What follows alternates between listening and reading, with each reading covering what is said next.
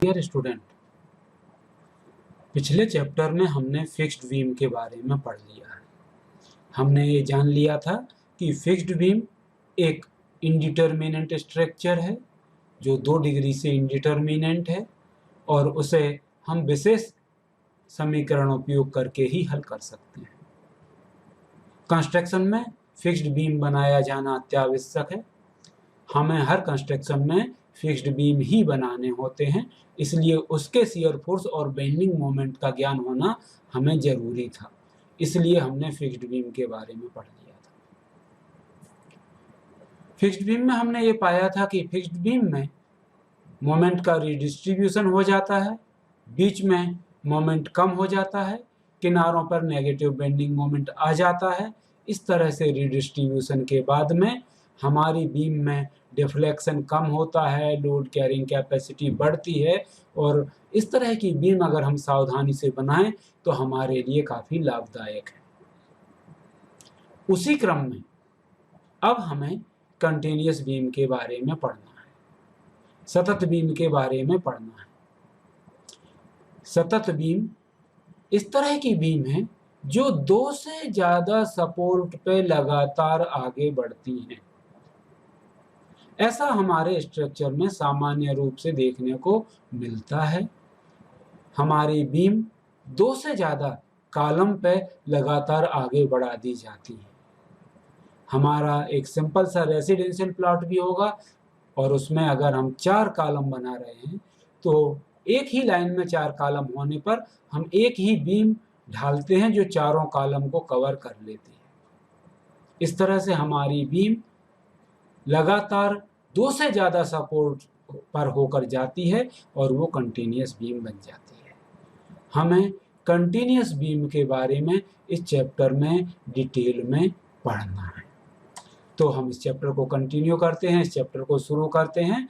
हमारा चैप्टर है सतत बीम या कंटिन्यूअस बीम का और एग्ज़ाम में ये 12 नंबर के आसपास का क्वेश्चन इसका होता है, 8 से 12 नंबर तक का। इसलिए एग्ज़ाम के हिसाब से हमारे लिए ये काफ़ी महत्वपूर्ण है।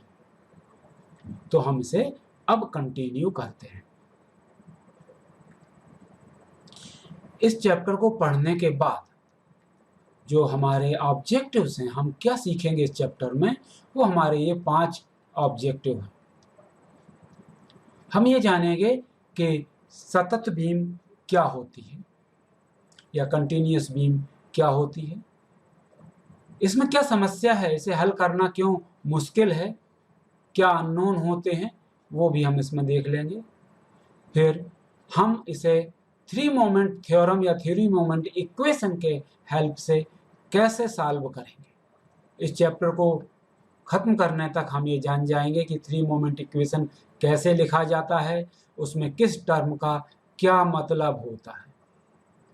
हम ये भी जान जाएंगे कि 3 मोमेंट थ्योरम जो कि एक इंडिटरमिनेंट स्ट्रक्चर के लिए हम उपयोग कर रहे हैं, उसमें रिएक्शंस की कैलकुलेशन कैसे करने हैं। और सबसे आखिरी में हम 3 मोमेंट थ्योरम का बार बार उपयोग करके किसी भी कंटिन्यूअस बीम के लिए शियर फोर्स और बेंडिंग मोमेंट डायग्राम बनाना सीख जाएंगे, उसकी एनालिसिस करना सीख जाएंगे। तो ये हमारे 5 ऑब्जेक्टिव्स रहेंगे। इन 5 ऑब्जेक्टिव्स को फुलफिल करते हुए हम बहुत सारे क्वेश्चंस भी करेंगे। तो ये हमारा इस चैप्टर में लर्निंग ऑब्जेक्टिव्स हों। हम सबसे पहले ये समझते हैं कि हमारी कंटिन्यूअस बीम क्या होती है। हम ये मान लेते हैं कि हमारी कोई एक बीम है जो 5 सपोर्ट पे से होके आगे बढ़ रही है। ये हमारी support 0 support, 1 support, 2 support, 3 support और 4 सपोर्ट है। 0 से इसलिए शुरू किया कि स्पान की संख्या में हमें कंफ्यूजन न रहे। 1, 2, 3 और ये 4 स्पान हमारे पास हैं। जो हमारी सबसे आखिरी सपोर्ट होती है ये एंड सपोर्ट कहलाते हैं, याद रखना है। बाकी के सारे मिडिल या इंटरमीडिएट सपोर्ट कहलाते हैं। उसी तरह से ये स्पान एंड स्पान कहलाता है और बाकी के सारे इंटरमीडिएट स्पान कहलाते हैं। तो नोमेनक्लेचर में हमें ध्यान रखना है, नामों में ध्यान रखना है कि जो आखिरी के सपोर्ट हैं एंड सपोर्ट कहलाते हैं, इन पे बेंडिंग मोमेंट नहीं आएगा। जो बाकी के सारे सपोर्ट हैं वो इंटरमीडिएट सपोर्ट कहलाते हैं या मिडिल सपोर्ट कहलाते हैं और इन पे बेंडिंग मोमेंट आता है। क्यों आता है वो अभी हम डिस्कस करेंगे। और ये जो हमारी बीम है ये अलग अलग सपोर्ट पे टुकड़ों में नहीं है, ये ऐसे नहीं है कि यहाँ तक एक बीम फिर यहाँ पे दूसरी बीम, बल्कि एक ही बीम अलग अलग सपोर्ट पे लगातार आगे जा रही है। इसे अगर हम देखें तो सपोर्ट के सहारे हम ऐसा देख सकते हैं, ये हमारे अलग अलग सपोर्ट लगे हुए हैं और एक ही बीम इन सारे सपोर्ट के ऊपर से निरंतरता में इन कंटिन्यूएशन आगे बढ़ रही है। तो इस तरह से हमारी ये कंटिन्यूअस बीम हो जाएगी। मैंने आपको बताया है कि इन सपोर्ट पे बेंडिंग मोमेंट 0 रहेगा। क्यों? यहाँ पे हमारी बीम स्लोप में बिल्कुल फ्री है, यहाँ पे हमारी बीम स्लोप में बिल्कुल फ्री है, तो यहाँ पे भी बेंडिंग मोमेंट 0 रहेगा, कोई प्रॉब्लम नहीं है। लेकिन जब ये बीम यहाँ मुड़ेगी इस किनारे पे, तो लोडिंग के कारण ये मुड़ने के लिए फ्री नहीं रहेगी, लोड इसे स्वतंत्रता पूर्वक नहीं मुड़ने देगा और यहाँ पे कुछ ना कुछ ढाल या स्लोप पैदा हो जाएगी। उस स्लोप के कारण हमें यहाँ पे मोमेंट्स मिलेंगे और ये मोमेंट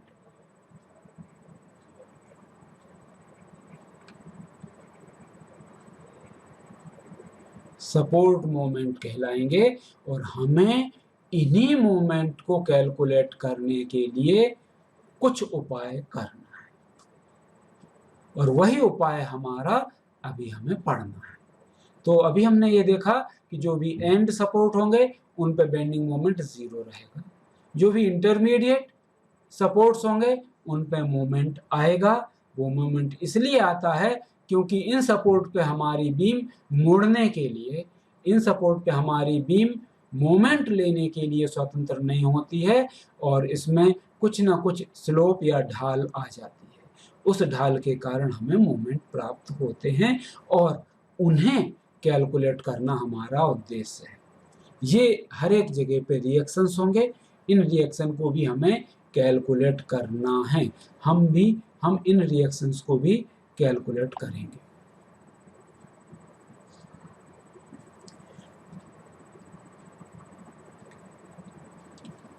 थ्री मोमेंट थ्योरम को एक फ्रेंच इंजीनियर क्लेपियरन ने 1857 में डेवलप किया था।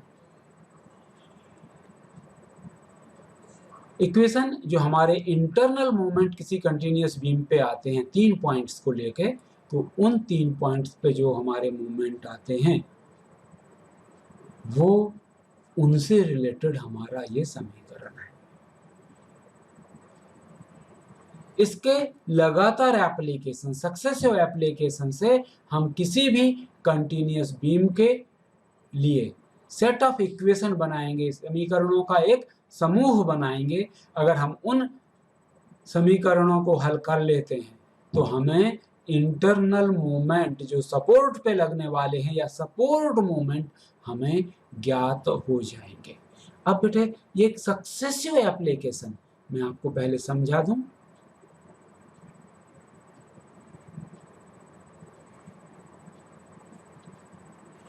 थ्री मोमेंट थ्योरम केवल 3 बिंदुओं पर ही उपयोग किया जा सकता है। मान लो 1, 2 और 3, और हमें ये बीम पूरी की पूरी हल करनी है। तो हम इसे हल कैसे करेंगे? तो पहले बार में हम इन 3 सपोर्ट को ले लेंगे और इन 3 सपोर्ट को लेके एक समीकरण बनाएंगे। उस समीकरण में M2 और M3 आएगा, उस समीकरण में M2 और M3 आएगा। अगले बार हम फिर से 3 मोमेंट थ्योरम का उपयोग करेंगे और अब ये 3 सपोर्ट ले लेंगे, सक्सेसिव एप्लीकेशन, निरंतर एप्लीकेशन। तो अब हमें जो समीकरण मिलेगा वो M2 M3 और M4 का मिलेगा। इसके बाद हम फिर से एक बार थ्री मोमेंट थ्योरम उपयोग करेंगे। अब की बार में हमारा जो समीकरण आएगा वो M3 M4 और M5 के बारे में आएगा। M5 0 हो जाएगा, तो हमारे लिए ये आएगा। अज्ञात राशियां 1, 2 और 3, समीकरण 3। इन 3 समीकरणों को हल करेंगे तो हमारे सारे मोमेंट आ जाएंगे, सारे सपोर्ट मोमेंट आ जाएंगे, सारे सपोर्ट मोमेंट हमें मिल जाएंगे। M2, M3 और M4 मिल जाएंगे। इसके सहारे हम बेंडिंग मोमेंट डायग्राम और शियर फोर्स डायग्राम बना पाएंगे। बस यही हमारा थ्री मोमेंट थ्योरम है। हमारे हिंदी मीडियम के छात्रों के लिए एक फ्रेंच इंजीनियर क्लेपियरॉन ने 1857 में इसे डेवलप किया था। यह समीकरण किसी सतत बीम के 3 आंतरिक आलंबनों पर लगने वाले आघूर्णों को आलंबन के बीच लगने वाले बलों से जोड़ता है या संबद्ध करता है। जो स्पान फोर्स हैं उनसे हमारे सपोर्ट मोमेंट को रिलेट कर देता है। बीम के प्रत्येक सोपान या स्पान पे हम समीकरण का लगातार उपयोग करते हुए हमें एक समीकरणों का सेट प्राप्त होता है, समीकरणों का एक समूह प्राप्त होता है। उन्हें हल करेंगे तो हमें अज्ञात आंतरिक आघूर्ण प्राप्त हो जाएंगे और उन अज्ञात आघूर्णों के सहायता से हम पूरी बीम के लिए शियर फोर्स और बेंडिंग मोमेंट डायग्राम बना पाएंगे। ये हमारा थ्री मोमेंट थ्योरम था। अब हम ये देखते हैं कि थ्री मोमेंट थ्योरम में हमारी टर्मिनोलॉजी, हमारे शब्दों का क्या अर्थ होता है।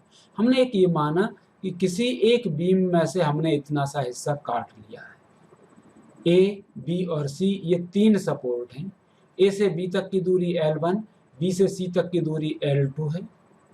ये लोडिंग लगे हुए हैं और अगर इसे सिंपली सपोर्टेड मान लिया जाए तो इसका बेंडिंग मोमेंट डायग्राम ये बनेगा और इसका ये बनेगा। इस बेंडिंग मोमेंट डायग्राम का एरिया, इसका मान लिया A1 है, इसका एरिया मान लिया A2 है। इसका CG बाहरी किनारे से, CG बाहरी किनारे से मान लिया X1 है। इसका CG भी बाहरी किनारे से मान लिया X2 है। देखें, यहाँ पे ध्यान रखना है कि दूरियां X1 और X2 हमने बाहरी किनारों से नापी हैं। ये बात हमें ध्यान रखनी है। ये हमारे सपोर्ट पे मोमेंट हैं MA, MB और MC। हम इन्हीं को निकालना चाहते हैं तो थ्री मोमेंट थ्योरम हमें बताता है कि इन सब के बीच में जो संबंध होगा वो इस समीकरण से प्रदर्शित होगा। MA into L1 plus 2MB L1 plus L2 plus MC L2 is equal to minus 6A1 X1 upon L1 minus 6A2 X2 upon L2।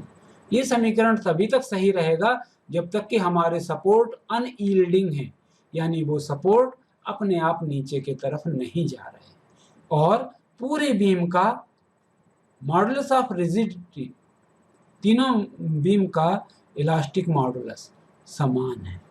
तीनों बीम के लिए EI कांस्टेंट है। ये भी हमने इस केस में मान लिया है। तो सारी चीजें बहुत ही क्लियर हैं। यहाँ पे एक बात ध्यान रखनी है, यहाँ माइनस साइन नहीं लगा, माइनस साइन इन दोनों में लगाना है। चिन्ह की रूढ़ी के हिसाब से इसमें हमें माइनस साइन जरूर लगाना है। तो ये हमारा थ्री मोमेंट थ्योरम हो जाएगा।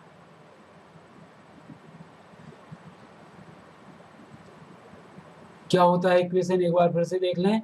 MA into L1 plus 2MB into L1 plus L2 plus MC into L2 is equal to minus 6 A1 x1 upon L1 minus 6 A2 x2 upon L2। MA A support पे bending moment है, bending moment at support A. MB bending moment